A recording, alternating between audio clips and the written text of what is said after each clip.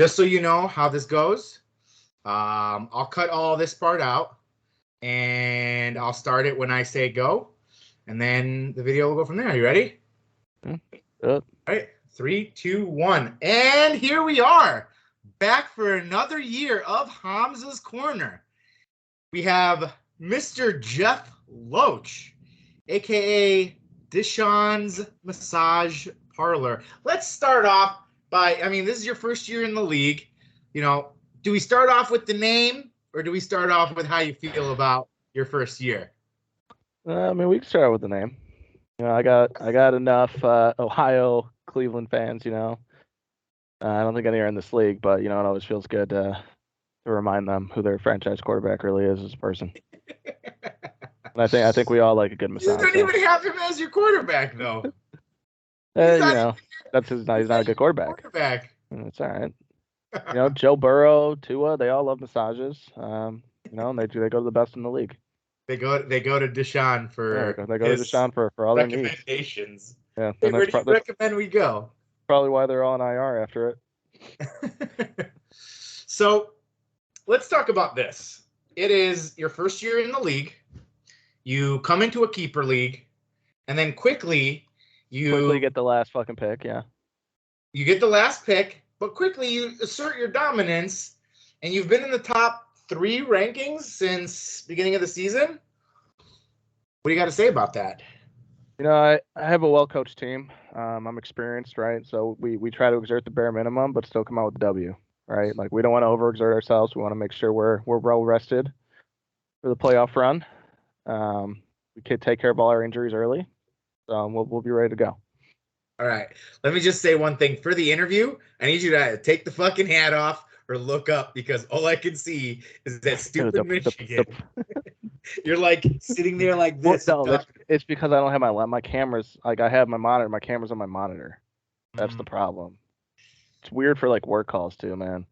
It's just like an awkward angle. Because like when I'm actually looking at the screen, it just looks like I'm like on my phone, not paying attention. You think you'd have it figured out by now, Think. But here we are. So let's talk about that devastating loss that you just suffered. Unfortunately, your team had one job to do. Got too cocky. What happened? We lost the locker room for a night. We came in. We're like, all right, we got 16 points. We're good. We felt bad for Eddie. Players, mind you. We felt bad for Eddie, so we tried to give an early fumble and get ourselves benched for most of the first half. And then we tried our best to come back from that. I think James Cook rushed over for 100 yards after being benched the first quarter. But when your quarterback likes to own another team more than he does his star stud, you're not gonna win very many football games. Oh man. Yeah, that was a tough loss, because I remember talking to you on Monday. You're like, yeah, I should get this this should be in the bag. Yeah, and I'm gonna take responsibility. My message in the locker room was kind of that, like, don't even worry about it. We don't even have to suit up, and mistakes were made, but we'll learn from it. We'll grow. Now, rumor has it that Coach Loach was in bed before halftime. Coach Loach was in bed before that in the first quarter. Oh man! It was quite the surprise to wake up to. Hey, that's what happens. You go to sleep on your team. Yeah. Shit. No, we had and Tom also lost by like 0.02 or something, or like 0.2. It was his loss was. I'm sure he's probably still reeling about it. I'm surprised he hasn't renamed his team to like F these guys or something. It's one of those things where you'd almost rather get your butt shit kicked in, right? Oh no, you lost by 0.02. 0.14. 0.14. Sorry, 0.14. Yeah. 0.14. Sorry. I'm still waiting for the ESPN stat correction to come through. I've raised it to the highest levels. I'm sure they'll, knowing ESPN, we'll find a way. I'm sure you've noticed some of the aforementioned shit talkers in the league. if you haven't realized, we haven't gotten any segments from, Mr. Brian Casson in a while, because I believe he thinks and he knows now that his playoff hopes are over. So I mean, it's tough. You're not locked in. You see your season go away after week 3. It's tough. You got to feel for him. I don't. Fuck that. My approach. I'm glad he lost. First year in the league. Kill him with kindness and silence. But people can't keep my name out of their mouth, right? So, Jeff, you don't understand. Every year, and he's going to be watching this, and he's going to be smiling and nodding. Every year, at the end of the draft, he predicts top 3. And he looks at his team, and he roster baits to it, and he's like, this is a winning team. Top 3 team. I think he ranked me like dead last. So, yeah. You can only play the games you're scheduled, right? So, well, let's talk about that, because ESPN had me ranked dead last, and now I'm first. And ESPN had Sam ranked first, and he's third. Well, I mean, when the league's allowing erroneous trades, I can see why ESPN's going to get that wrong. Erroneous trades, my ass. Listen, let's not even get into trade. I'm gonna need to go through the Venmo payments and check out if there was anything sent from you to Eddie. You can look at Venmo payments all you want to. Everything was legit.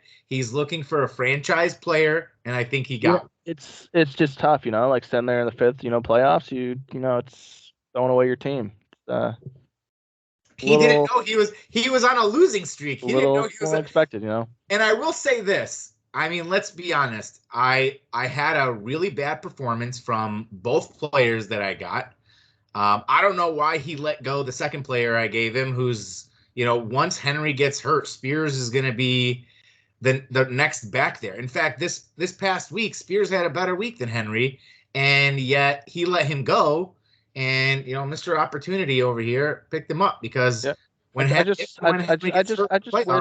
wish I knew the the QB market was like that. Sitting here with 2 of the top 5 QBs, I feel like I should have made a move. But have you made any moves? Have you tried to make any trade moves? Exactly. You've been. I'm a dedicated coach. I ride with my guys. We're still sitting with $196 in the waivers. I don't need bench players. I got my guys. And that's why they go to war. That's why they go to war for me.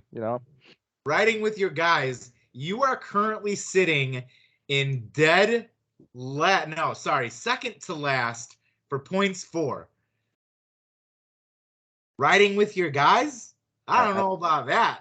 I want to call out that there was also either 2 or 3 weeks of the top score. So, we, like I said, we get massages, the players get hurt, they go on IR. What are you going to do?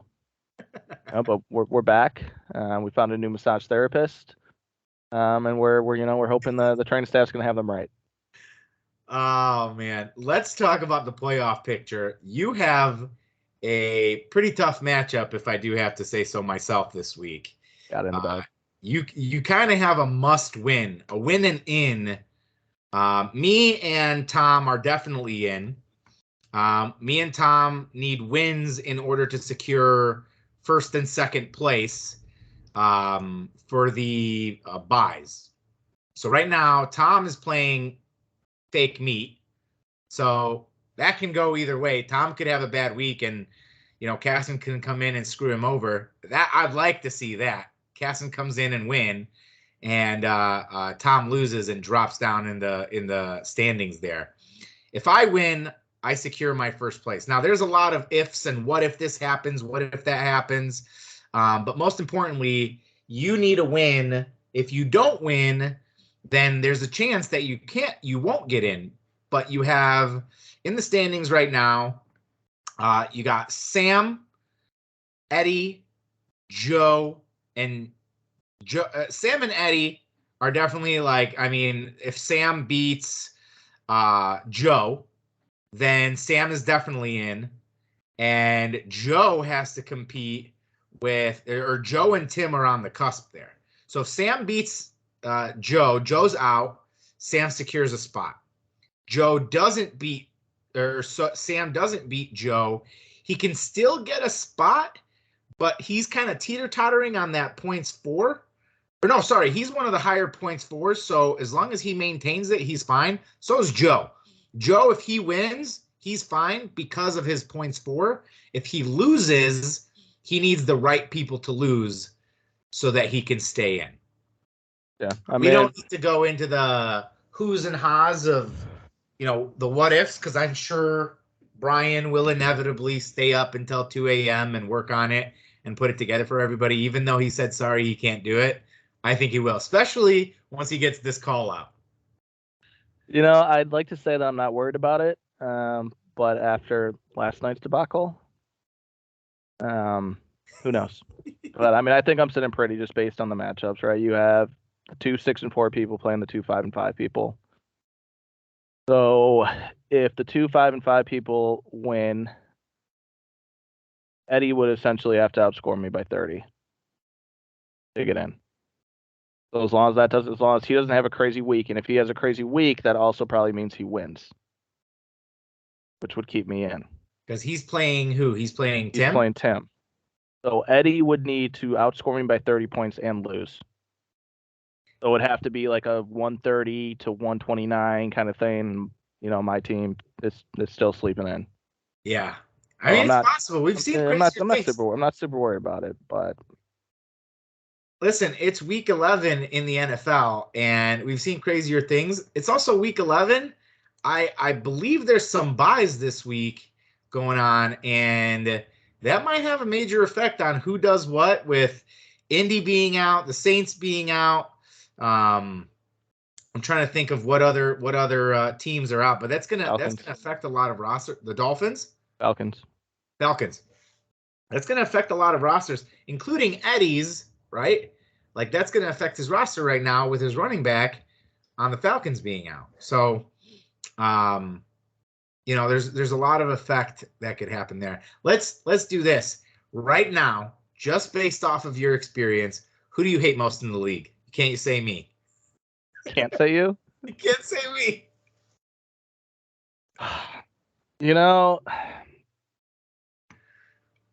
Much as I hate Eddie for that trade, I like him as a person. Tim's kind of quiet. Who is it? Is it Brian that's always hassling me about my name? Brian and Captain Steve. He's Commissioner Steve. He's the one that Yeah, and I was really hoping to, beat him in the playoffs, maybe shut him up once and for all, but fortunately some people's team seasons have not gone as expected, so. Well, you see, there is an Ian. Have you been briefed on the Ian? No. Okay, so long story short, maybe between 5 and 7 years ago, we were at Topgolf, and that's where we used to do our draft, and our waiter was Ian, and he was one of the worst waiters we've ever had. And somebody snapped a picture of him, and we put that on our loser trophy, and now our loser trophy is called the Ian. So if you lose, you will get the loser trophy, and you have to proudly put it up on your mantle. Now there is a chance for you to get the Ian, so don't get too excited just yet. But I think definite for sure's going into the Ian are you got the Hood Rats, you got Fake Meat, and you got the Stizzly Bears, soon to be followed by a team to be mentioned later on. So it'd be funny to see. I would laugh to see if somebody that was in contention for the playoffs, their team just spiraled at the end of the year and they won. Tim tried his best. I think he started out like 4-0, 5-0, and something like that, and 5-5 now. Hey, crazier things have happened. I think I started one year. I started like 4-0, and then I ended up going like 6-4. And that's back when we had 10-week games. So. Yeah, we'll see. We'll see. You just gotta get in, and then anything can happen. Well, you just made it through your first Hamza's Corner. Welcome to the league. And yeah, there you have it, folks. Give Mr. Jeff Loach a round of applause, and we'll thank him for his time. Welcome to the league, brother. Hope you enjoy getting your ass kicked this week, buddy. Good luck. All right, so that's usually what happens. I end up, cutting it from here, and we're good to go. Sweet.